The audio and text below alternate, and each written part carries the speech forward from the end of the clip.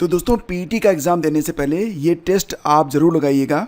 कुल मिला के 60 प्रश्नों का यह टेस्ट है और यहाँ पर आपके सिलेबस के मुताबिक बहुत ही ज़रूरी 60 प्रश्न हम यहाँ पर आपके सामने रख रहे हैं।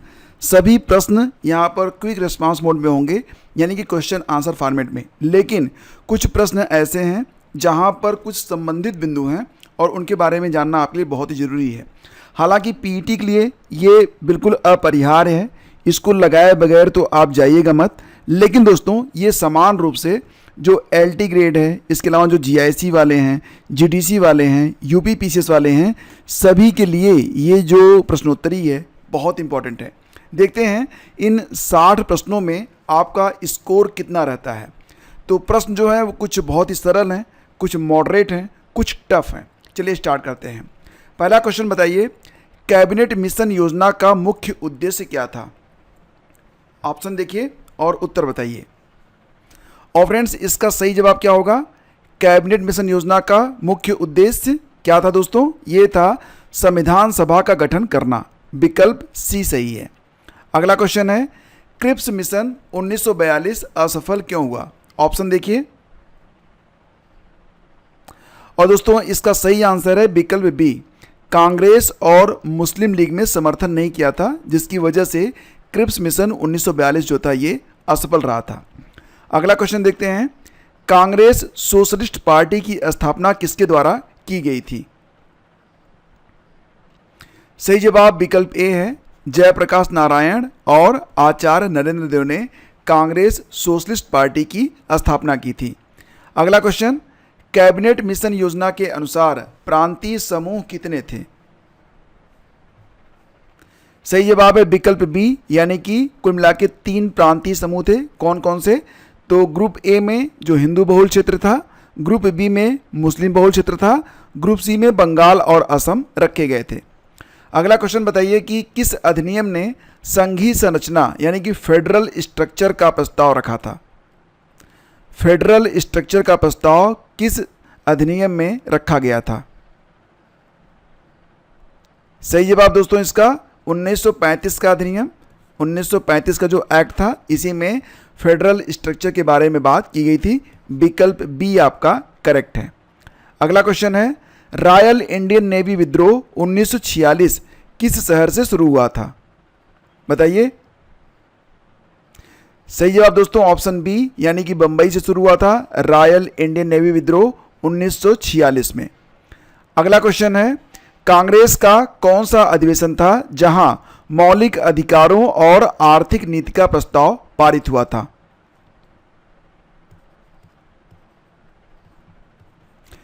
सही जवाब होगा दोस्तों इसका क्या होगा? कराची अधिवेशन, जो कि हुआ था 1931 में, जिसकी अध्यक्षता सरदार वल्लभ भाई पटेल ने की थी। सही जवाब इसका होगा विकल्प बी। अगला क्वेश्चन बताइए कि भारतीय राष्ट्रीय कांग्रेस का वह अधिवेशन जिसमें स्वराज यानी कि स्वराज शब्द पहली बार अपनाया गया था?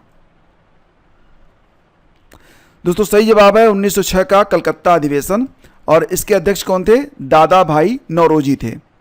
अगला क्वेश्चन है, किस अधिनियम ने पृथक निर्वाचन की शुरुआत की थी? सही जवाब है 1909 का अधिनियम, जिसे मांटे मिर्लो सुधार के नाम से भी जाना जाता है। मांटे मिर्लो सुधार वाला जो अधिनियम था उसमें पृथक निर्वाचन की व्यवस्था कर दी गई थी। अगला क्वेश्चन है, भारतीय मौसम विज्ञान का गठन किस वर्ष किया गया? आईएमडी के बारे में बात हो रही है। सही जवाब ऑप्शन बी है 1875 में। 15 जनवरी 1875 को भारतीय मौसम विज्ञान का गठन किया गया था। मुख्यालय इसका वर्तमान में नई दिल्ली है। इसको क्या कहते हैं?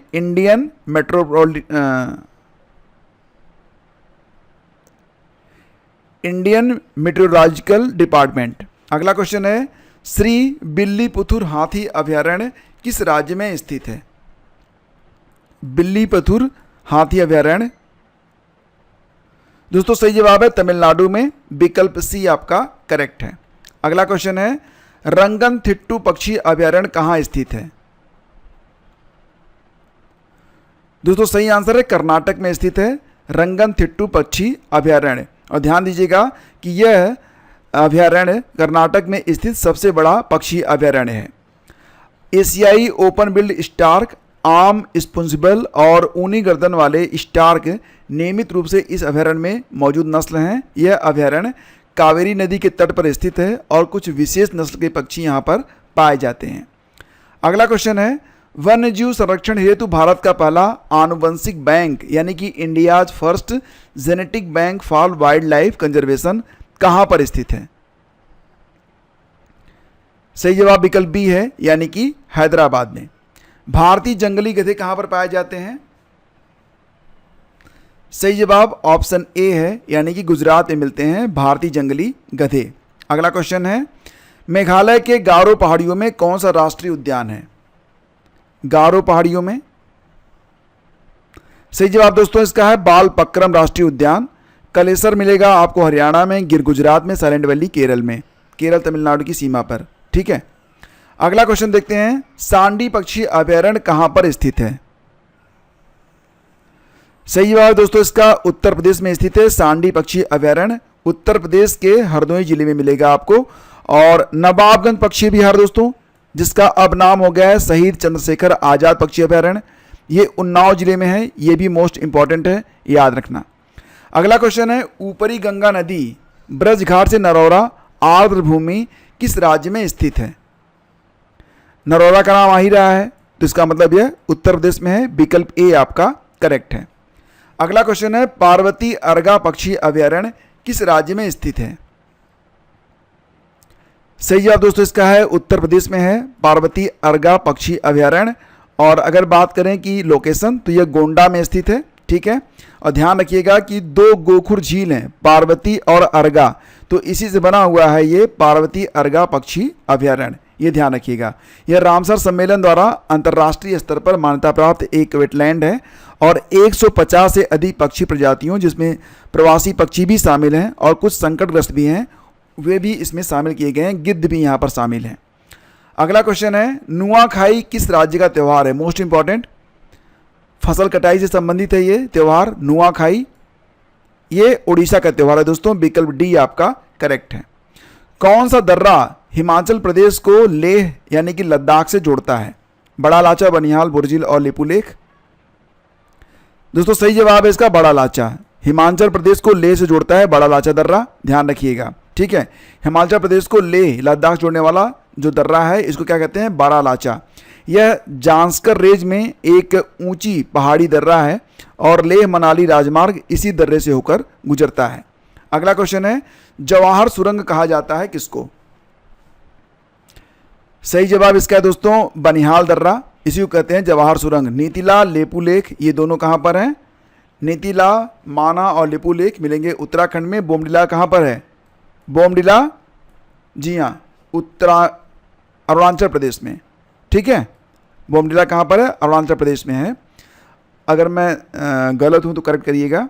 ठीक है, तो बनिहाल दर्रा जो है पीर पंजाल पर्वतमाला में 2832 मीटर यानी कि 9291 फीट की ऊंचाई पर स्थित एक महत्वपूर्ण दर्रा है। और यह दर्रा जम्मू को श्रीनगर से जोड़ने वाली सड़क के लिए पहले मुख्य मार्ग था, लेकिन अब जवाहर सुरंग और नई बनिहाल काजीगुंड सुरंग की उपलब्धता के कारण इसका उपयोग थोड़ा कम हो गया है।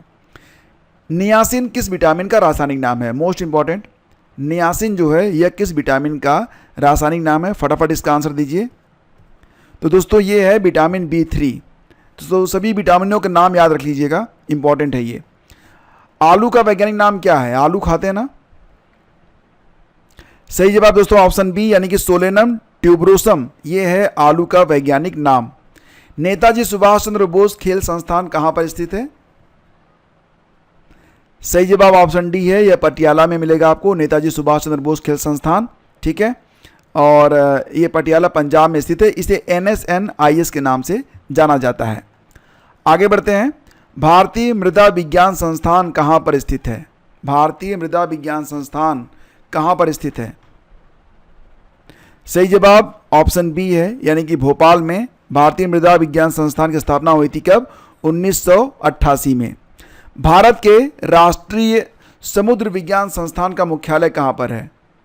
भारत का जो राष्ट्रीय समुद्र विज्ञान संस्थान है ये गोवा में स्थित है। विकल्प बी आपका करेक्ट है। National institute of oceanography NIO के नाम से जानते हैं। भारत सरकार के वैज्ञानिक और औद्योगिक अनुसंधान परिषद CSIR की यह एक प्रयोगशाला है जिसका मुख्यालय डोना पाउला गोवा में स्थित है। स्थापना हुई थी 1 जनवरी 1966 में। अगला क्वेश्चन है कि नवेगांव नागझीरा टाइगर रिजर्व की लोकेशन क्या है। नवेगांव नागझीरा टाइगर रिजर्व कहाँ पर है? सही जवाब ऑप्शन ए है, महाराष्ट्र में स्थित है। अगला क्वेश्चन है भारत में सबसे बड़ा परमाणु ऊर्जा केंद्र कौन सा है? सबसे बड़ा परमाणु ऊर्जा केंद्र, जी हाँ दोस्तों, ऑप्शन सी है कुडनकुलम। तारापुर नहीं है, कुडनकुलम है जो कि तमिलनाडु में स्थित है। तमिलनाडु में 2 परमाणु ऊर्जा केंद्र हैं, क्या क्या नाम है बताओ? तो कुडनकुलम परमाणु ऊर्जा संयंत्र का निर्माण कब हुआ था? 2002 में 31 मार्च को शुरू हुआ था और यह भारत का सबसे बड़ा परमाणु ऊर्जा संयंत्र है और रूस के सहयोग से इसे स्थापित किया गया है, याद रखिएगा। अगला क्वेश्चन है काकरापार परमाणु ऊर्जा स्टेशन कहाँ पर स्थित है? काकरापार, दोस्तों सही जवाब है इसका गुजरात में स्थित है काकरापार, ठीक है, याद रखिएगा गुजरात में स्थित है। विकल्प डी आपका करेक्ट है। और ये ताप्ती नदी के किनारे है। भारत की पहली 700 मेगावाट क्षमता वाली स्वदेशी दबाव युक्त भारी पानी रिएक्टर इकाइयां हैं जिनका उद्घाटन माननीय प्रधानमंत्री ने कब किया था? 26 जनवरी 2024 को। भारत का कौन सा परमाणु ऊर्जा स्टेशन पूरी तरह स्वदेशी रूप से बना है? काकरापार कहेगा कलपक्कम नरोरा। दोस्तों सही जवाब है इसका कलपक्कम, कलपक्कम है। मैंने आपको बताया था ना कि कुडनकुलम और कलपक्कम ये 2 आपके परमाणु स्टेशन हैं जो कि तमिलनाडु में स्थित हैं, याद रखिएगा। अगला क्वेश्चन है जनगणना 2011 के अनुसार न्यूनतम जनघनत्व वाला राज्य कौन सा है? सही जवाब दोस्तों अरुणाचल प्रदेश है।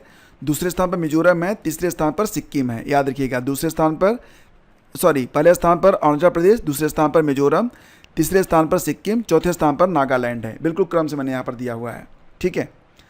अगला क्वेश्चन है जनगणना 2011 के मुताबिक सर्वाधिक ग्रामीण जनसंख्या वाला राज्य कौन सा है? तो फ्रेंड्स ये है आपका हिमाचल प्रदेश। सर्वाधिक ग्रामीण जनसंख्या है हिमाचल प्रदेश में। दूसरे स्थान पर बिहार है, तीसरे स्थान पर असम है, ठीक है। महाराष्ट्र इस लिस्ट में नहीं आता है। अगला क्वेश्चन है सर्वाधिक शहरी जनसंख्या वाला राज्य कौन सा है? जनगणना 2011 के मुताबिक सर्वाधिक शहरी जनसंख्या वाला राज्य कौन सा है? तो दोस्तों ये है महाराष्ट्र टॉप पर है। सर्वाधिक शहरी जनसंख्या में महाराष्ट्र टॉप पर है। दूसरे स्थान पर आता है उत्तर प्रदेश, तीसरे स्थान पर आता है आपका तमिलनाडु। महाराष्ट्र, उत्तर प्रदेश, तमिलनाडु ये शीर्ष 3 राज्य हैं जिनकी शहरी जनसंख्या सर्वाधिक है। टॉप पर महाराष्ट्र, यूपी दूसरे स्थान पर। अगला क्वेश्चन है 2001 से 2011 के बीच उत्तर प्रदेश की साक्षरता में वृद्धि दर कितनी रही?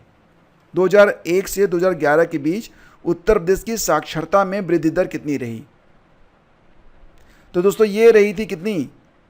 उत्तर प्रदेश की जो साक्षरता दर थी 2001 से बढ़कर 2011 में 11.45% से बढ़ी थी, ठीक है।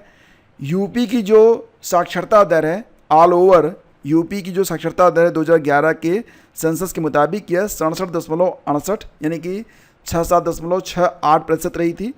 इसमें जो पुरुषों की साक्षरता दर है वो 77.3% है। यूपी में पुरुषों की साक्षरता दर जनगणना 2011 के मुताबिक 77.3% है, जबकि महिलाओं की साक्षरता दर जनगणना 2011 के मुताबिक 57.2% है। याद रखिएगा, सारे आंकड़े इंपॉर्टेंट हैं।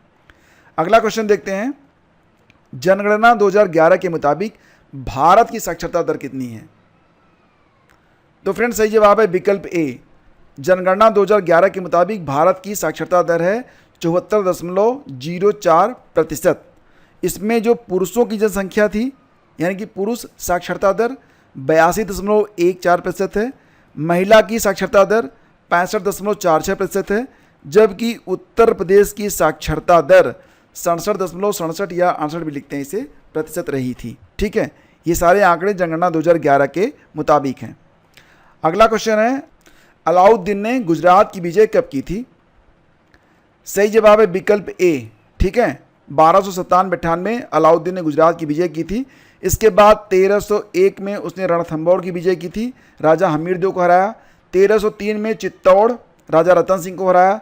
1305 में मालवा को जीता, राजा महलक देव को हराया। 1308 में सीवान बाड़मेर अभियान चलाया था राजा शीतल देव। और अंतिम अभियान था 1311 में राजा कान्हा देव को हराया था जालौर में। ठीक है, सारी बातें क्लियर। अगला क्वेश्चन है, राज्यपाल की नियुक्ति से संबंधित जो अनुच्छेद है उसको पहचानिए। दोस्तों इसका आंसर है विकल्प ए, अनुच्छेद 155 में राज्यपाल की नियुक्ति के बारे में वर्णन किया गया है। अगला क्वेश्चन है, सरकारी ई मार्केट प्लेस के माध्यम से डिजिटल खरीद में कौन सा राज्य शीर्ष प्रदर्शन करने वाला राज्य बन गया है? सरकारी ई मार्केट प्लेस के माध्यम से, जिसको आप जेम पोर्टल कहते हैं ना, जेम पोर्टल, तो उसके माध्यम से डिजिटल खरीद करने में उत्तर प्रदेश शीर्ष पर है। विकल्प ए आपका उत्तर है। अगला क्वेश्चन है, सबसोनिक क्रूज मिसाइल टॉमहाक को किस देश ने विकसित किया है? अमेरिका, रूस, यूक्रेन, भारत। सही जवाब है ऑप्शन ए, यानी कि अमेरिका ने इसे विकसित किया है। और ये आपका अंतिम प्रश्न है, बताना है भारतीय नौसेना अपने नवीनतम स्टील्थ मल्टी रोल फ्रिगेट तमाल को कहां पर तैनात करने जा रही है? सही जवाब विकल्प बी है, यानी कि रूस में। तो फ्रेंड्स, अब यहां पर कुछ प्रश्न मैं आपके सामने वन लाइनर रखूंगा, यानी कि प्रश्न लिखूंगा और उसका उत्तर आपको बताना पड़ेगा। जैसे कि ये बताइए कि तिलैया बांध कहां पर स्थित है? तिलैया बांध अगर आपको देखना है तो आप किस स्टेट में जाएंगे? तिलैया बांध कहां पर स्थित है? दोस्तों तिलैया बांध मिलेगा आपको झारखंड में, याद रखिएगा।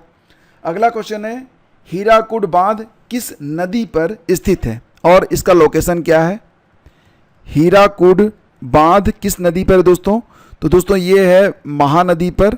और इसकी लोकेशन क्या है? जी हाँ, इसकी लोकेशन है ओडिशा। ठीक है। अगला क्वेश्चन है, थुंग चोलम नामक नृत्य जो है यह किस राज्य से संबंधित है? आपको बताना है कि थुंग चोलम लोक नृत्य का संबंध किस स्टेट से है। सही जवाब है दोस्तों इसका मणिपुर। ठीक है। आपका अगला क्वेश्चन है, क्वेश्चन नंबर 44 होगा कि कर्मा नृत्य किस स्टेट का नृत्य है?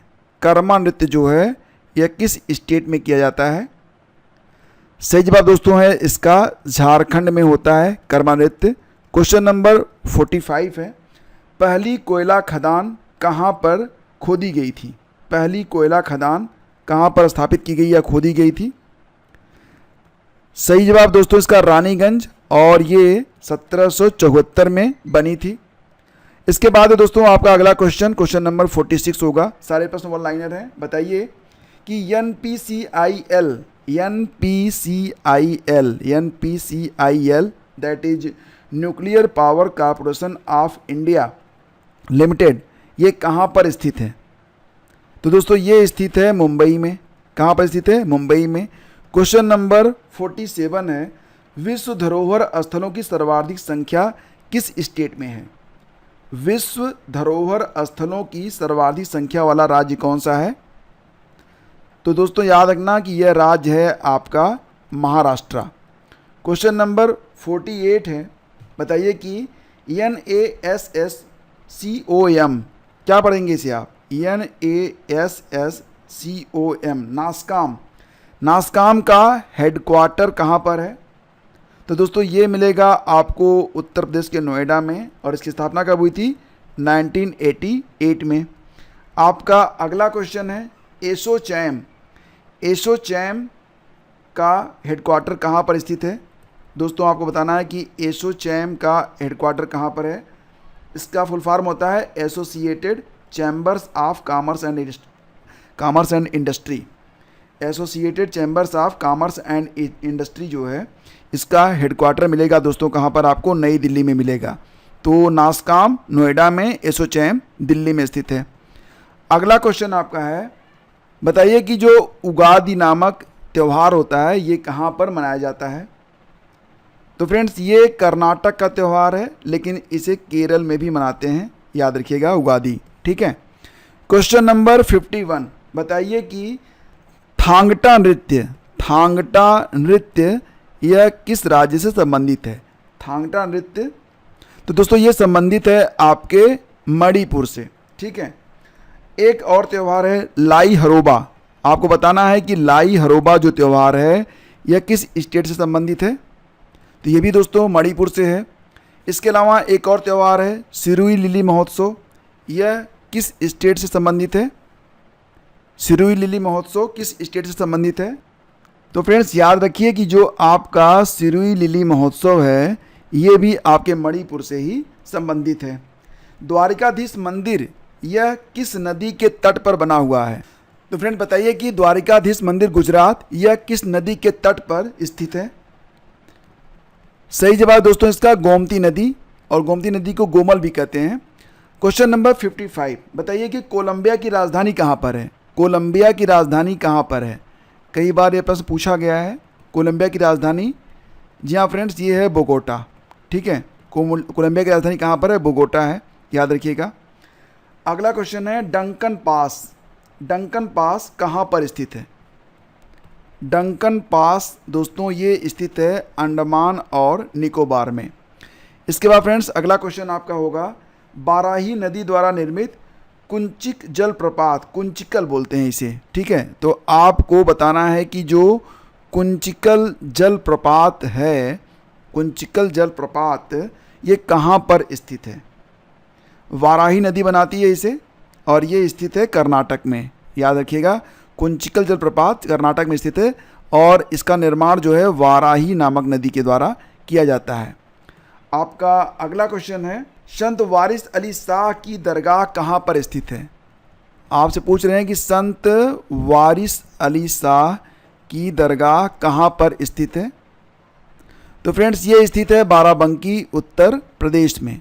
दोस्तों अगला क्वेश्चन है बताइए कि मजमा उल बहरीन ये एक मुगल कालीन साहित्य है, इसके रचनाकार कौन थे, लेखक कौन थे? तो याद रखना इसको लिखा था दारा शिकोह ने।